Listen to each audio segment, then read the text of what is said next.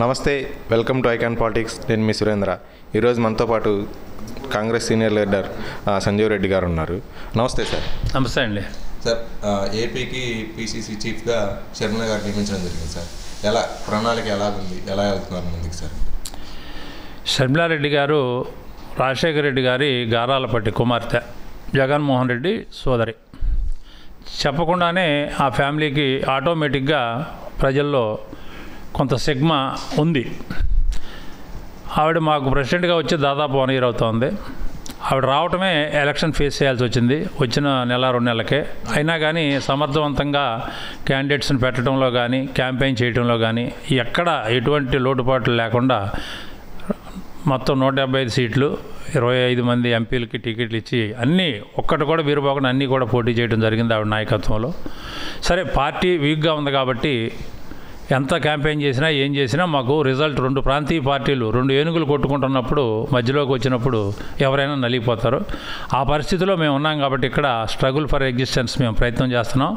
ఆవిడ నాయకత్వంలో ఎన్నో బహిరంగ సభలు, ఎన్నో సమావేశాలు జరిపి పార్టీకి పునర్వైభవం తీసుకురావడానికి షర్మిల బాగా పనిచేస్తున్నారు. కోఆర్డినేటర్లు వేయడం జరిగింది. ప్రతి నియోజకవర్గానికి కోఆర్డినేటర్ నియామకం జరిగింది. జిల్లా కమిటీలు కూడా నియమించేసాం. ఇన్ఛార్జీలను కూడా వేసేసాం ప్రతి జిల్లాకి.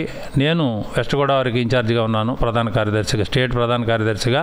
అలాగే ప్రతి జిల్లాకి కూడా ప్రతి పార్లమెంట్ కాన్స్టిట్యున్సీకి ఇన్ఛార్జీలు నియమించడం జరిగింది. ఇక మేము ఇప్పుడు కాన్స్టిట్యున్సీ స్థాయి, మండల స్థాయి, గ్రామ స్థాయికి వెళ్ళడానికి ప్రణాళికలు సిద్ధం చేసుకుంటున్నాం. ఏది ఏమైనప్పటికీ కూడా షర్మిలారెడ్డి నాయకత్వంలో కాంగ్రెస్ పార్టీ బలపడుద్ది.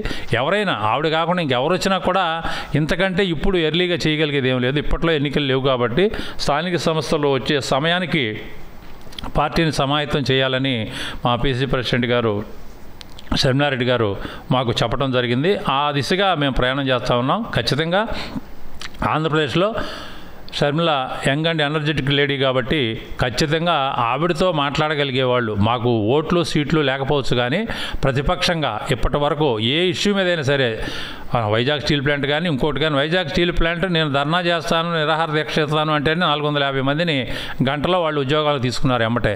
నేను వచ్చి ధర్నా చేస్తాను అక్కడ అని చెప్పగానే స్టీల్ ప్లాంట్ అథారిటీ 465 మందిని సింగిల్ స్ట్రోక్తో ఉద్యోగాల్లోకి తీసుకున్నటువంటి ఘనత అది ఖచ్చితంగా షర్మిలాకి వ్యక్తిగతంగాను కాంగ్రెస్ పార్టీకి చెందినటువంటి వ్యవహారం. స్టీల్ ప్లాంట్ మీద కానీ, అమరావతి మీద కానీ, లేదు మామూలు సూపర్ 6 మీద కానీ ప్రభుత్వం వచ్చిన తర్వాత ఎన్నో కార్యక్రమాలు తీసుకున్నాం. సూపర్ 6 సూపర్ ఫ్లాప్ అని చెప్పి ప్రతి నెల మేము కార్యక్రమం చేస్తామని చెప్పి మా షర్మిల గారు ఆల్రెడీ అనౌన్స్ చేశారు. ఖచ్చితంగా ఈ కూటమి ప్రభుత్వాన్ని మెడలు వంచి పని చేయించడానికి జగన్మోహన్ రెడ్డి కాడి కింద పడేసినా, మాకు సీట్లు లేకపోయినా, ఓట్లు లేకపోయినా, తక్కువ ఉన్నా కూడా మేము ఖచ్చితంగా కూటమి ప్రభుత్వానికి ప్రతిపక్షంగా మేము షర్మిల నాయకత్వంలో వ్యవహరిస్తాం. ఈ రాష్ట్రంలో ఒక వాచ్ డాగ్ లాగా ప్రజల తరపున ప్రభుత్వం మీద మేము పోరాడుతూనే ఉంటాం. వాళ్ళ కార్యక్రమాలు అన్నీ చెప్పింది చేసే వరకు కూడా మా గొంతు ఆగదు. షర్మిలారెడ్డి నాయకత్వంలో స్లిప్ కానీ ఆవిడ మాట్లాడేటప్పుడు ఎంతోమంది నాయకులు మాట్లాడుతూ ఉంటారు. చంద్రబాబు నాయుడు కూడా కాగితం చూసి మాట్లాడతారు, జగన్ కాగితం చూసి మాట్లాడతారు రాసుకొచ్చుకొని. వితౌట్ స్లిప్ కాగితం కానీ ఇంకేం అవసరం లేదు, ప్రాంప్టింగ్ కానీ ఏం అవసరం లేదు. At a time A subject మీదైనా అనర్గళంగా ప్రజలకు అర్థమయ్యేటువంటి భాషలో చెప్పగలిగేటువంటి రాష్ట్రంలో ఉన్నటువంటి ఏకైక నాయకురాలు ఐరన్ లేడీ షర్మిలారెడ్డి ఒక్కటే. అది ఒక్కటే ఆవిడకి వరం, దేవుడు ఇచ్చినటువంటి వరము. అది దాన్ని ఎవరు క్రాస్ చేయలేరు. దాని ద్వారానే ఆమెకు ఉన్నటువంటి కంచు కంఠం, ఆ భాష, వొకాబులరీ ఖచ్చితంగా ప్రజలను ఆకర్షిస్తుంది. మేము చూస్తున్నాం కాబట్టి ఏదో ఒక రోజున ఈ రాష్ట్రంలో మంచి పొజిషన్లోకి మన షర్మిలారెడ్డి వస్తుందనటంలో మాకు ఎటువంటి సందేహం లేదు. అయితే వైఎస్ఆర్ చెప్పినట్లు కొంతమంది చంద్రబాబు నాయుడు గారు స్క్రిప్ట్ చదువుతారు, షర్మిలారెడ్డి గారు అంటున్నారు కదా. నో అది ఏదో వాళ్ళు చెప్పేటువంటి ఆ మాటలు, కల్లబొల్లి మాటలు, వాటి వలన ఈ స్క్రాప్ అదంతా. చంద్రబాబు నాయుడు చెప్పడం, షర్మిలారెడ్డి మాట్లాడతాం ఏంటి? షర్మిలారెడ్డికి చేతకాక చంద్రబాబు నాయుడు అంటే 10 మందిని ఒకేసారి కూర్చోబెట్టి మీటింగ్ చెప్పగలదు. అబ్బే, అవన్నీ ఏంటంటే వాళ్ళు ఏం చేయలేక, చేసేవాళ్ళని చూసి ఏడవలేక చేసేటువంటి మాటలు. అసలు వైసీపీ బయటకు వచ్చి మాట్లాడేవాడు ఎవరు ఉండరు, అసలు అందరూ సాప చుట్టేశారు కదా. బయటకు వచ్చి మాట్లాడేవాడే లేడు. ప్రజా సమస్యల మీద 8 నెలల నుంచి కూడా ఒక 3 నెలలు గ్యాప్ ఇచ్చాము, ఇంకో 3 నెలలు గ్యాప్ ఇచ్చాము, అయిపోయింది హనీమూన్ పీరియడ్. 2 నెలల నుంచి మేము కార్యక్రమాలు మొదలుపెట్టాం. మావి బాగా సక్సెస్ అవుతున్నాయి కార్యక్రమాలు. ప్రజా వ్యతిరేకంగా వాళ్ళు ఏ నిర్ణయం, ఇసుక పాలసీ ఫెయిలు, మద్యం పాలసీ ఫెయిలు, వీటన్నిటి మీద మేము తీసుకునే కార్యక్రమాలు ఖచ్చితంగా ప్రజల మధ్యలోకి వెళ్తున్నాయి. మరి బార్ షాపులు పెట్టాడు, పాత పద్ధతి పెట్టాడు, ఏంటి ఉపయోగం? ఇంటికి ఒక ఇది వచ్చింది, పాయింట్లు వచ్చినాయి. ఏ గ్రామాన్ని వెళ్ళండి మీరు, 24 hours మనకి లిక్కర్ దొరుకుతుంది. ఇదే నన్ను చెప్పింది, ప్రజలకు చెప్పింది, అది కాదు కదా నువ్వు చెప్పింది. మరి ఏం జరుగుతుంది? ఇసుక ఉచితం అన్నాడు. ఏం ఉచితం? ట్రాక్టర్ 3500 తీసుకుంటున్నారు, మేమే కొంటున్నాం 3500. మరి ఏం మార్పు వచ్చింది ఇసుకలో? ఏం మార్పు వచ్చింది? బళ్ళతో ట్రాక్టర్లతో తీసుకొచ్చి లారీకి లోడ్ చేస్తున్నారు. బళ్ళతో ట్రాక్టర్తో తీసుకొస్తున్నారు నువ్వు చెప్పినట్టు.